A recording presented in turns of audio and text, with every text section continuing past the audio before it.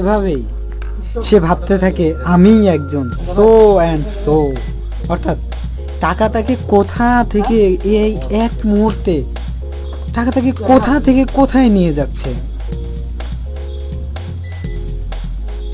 টাকা এমন সময় তাকে এমন একটি জায়গায় নিয়ে যাচ্ছে যে সেই জায়গা থেকে সে মুহূর্তে তার পক্ষে এই মুহূর্তে নর্মাল মানুষের সঙ্গে মেশা ইম্পসিবল।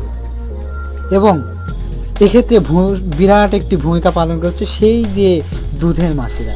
বাট মনে রাখা উচিত টাকা জীবনে আছে, এই তো আছে, বাট এটা যেমন একবারেই আসে না, আস্তে আস্তে চলে আসে। আবার যখন যায় তখন কিন্তু আস্তে আস্তে যায় না, একবারেই এটা চলে যায়। তাই টাকার জন্য তোষামতকারী থেকে কিন্তু দৃষ্টি রাখতে হবে। আর একটা জিনিস, হয়তো আপনার টাকার পরিমাণ বেশি, তো দেখবেন যে আপনার চেহারা পাল্টে গেল। কারণ কি জানেন?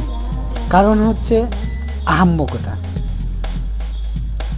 একটা কথা মনে রাখতে হবে যে প্রয়োজন আছে, টাকার কিন্তু প্রয়োজন আছে,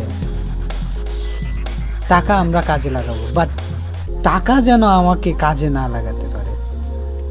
এটা আমাদের মাথায় রাখতে হবে যে টাকার দরকার, কখনোই টাকার দ্বারা প্রভাবিত হওয়া চলবে না। টাকা যেমন একটি জিনিস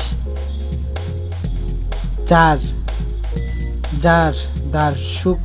দ্বারা আমি সুখ কিনতে পারি, বাট স্বস্তি কেনা সম্ভব নয়।